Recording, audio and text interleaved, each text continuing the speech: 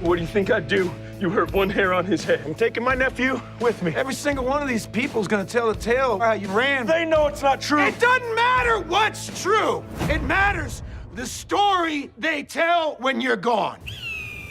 You just need your last horror there, partner.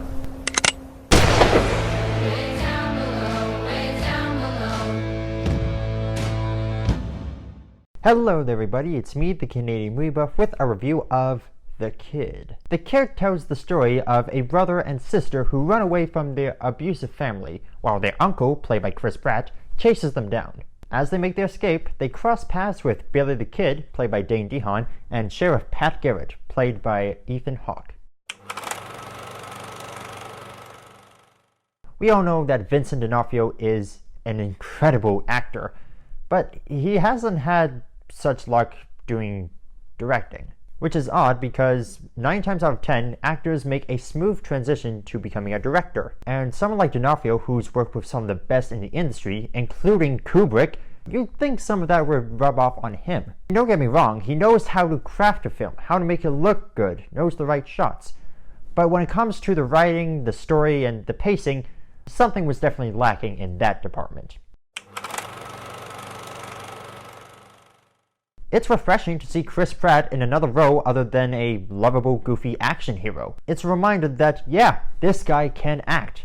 It just so happens that he gets cast in the same role with different variations. He is one nasty son of a gun. If this was a character in Red Dead Redemption, he'd be one of the bad guys of the game that you want to shoot instantly. Like, this is a bad dude right here. The technical parts of this movie are well put together. The cinematography is nice. The lighting, which plays a very big role in westerns than most genres, was very spot on. And some of the editing felt very, for lack of a better word, artsy. It's very apparent that D'Onofrio cares about what he's putting out. Unfortunately, the technical aspects aren't enough to save this movie. Our protagonist of the movie is Real Cutler, played by Jake Skur.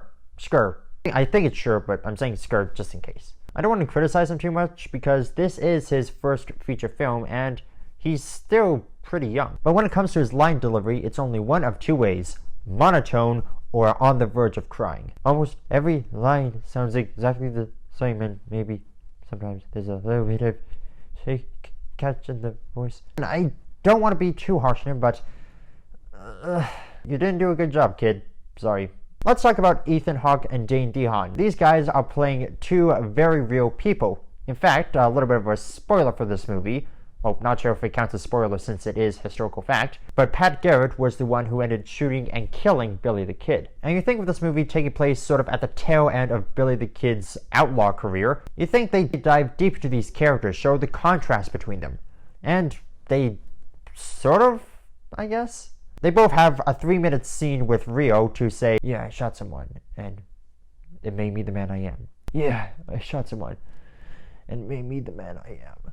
Chris Pratt didn't get all that much screen time, but it feels like Ethan Hawke and Dane DeHaan had too much screen time. It was as if the script sort of gave up on where they wanted to take their characters to go and sort of just played out whatever the writer found on their Wikipedia pages. There's no point in making a movie about a historical event if you're not going to make it interesting, or yes, it requires some creativity, like what would they say in this situation, or what were they thinking at this point? But that's what makes it interesting about movies that take place around a certain time period, or have certain people, or showcase a certain event. The plot of the movie felt like something that could be told in 45 minutes, at most, yet they dragged it on and added another 45 minutes? Yeah, it's 90 minutes long, so they had to drag it out to get feature length. Ugh. The movie keeps dragging and slowing down and stopping, and it just doesn't know where to go. And they add the occasional shootout because they know they're losing your attention, so they add it in so they can grab your attention back in and sort of suck you in again, and essentially try to force you to watch it all the way through to the end. God, there were definitely moments where this movie felt like a chore to get through. The Kid is a movie that has a golden concept, a golden opportunity, and yet it reduces it down to a bare-bones runaway flick with the occasional Western cliche. I could see how someone would appreciate certain aspects of the film, and there were a few sequences that I did like, but other than killing time, there's no real reason to watch it. Just wait for it to go on Netflix.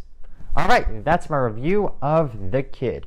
Have you seen it? Well, probably not, but if you did, what did you think about it? Leave your answer by commenting down below, leave a like if you enjoyed the video, subscribe and hit the bell icon if you're new here, and as always, this is the Canadian Movie Buff saying I hope you had a fantastic weekend at the movies.